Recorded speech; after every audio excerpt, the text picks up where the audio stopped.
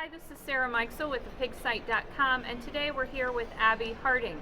She is a consulting veterinarian with Lowe Consulting. So thanks for being with us today, Abbey. Absolutely, I appreciate it very much.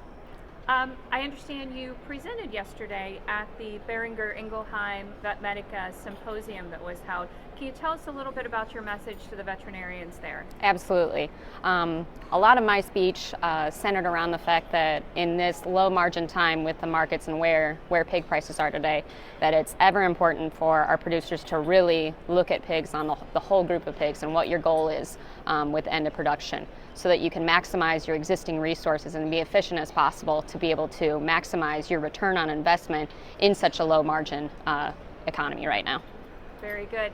And what will, I know you were talking to veterinarians, obviously, because we're at a vet conference, but what will that ultimately mean for producers in the end?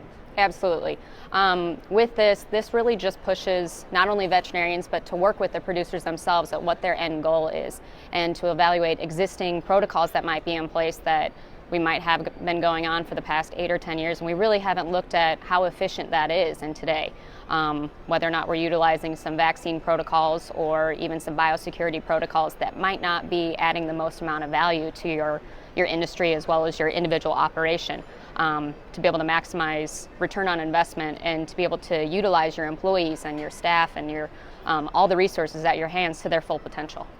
This sounds very much like it's a one-on-one type conversation that has to happen, right? Because every operation is different? Every single site is different.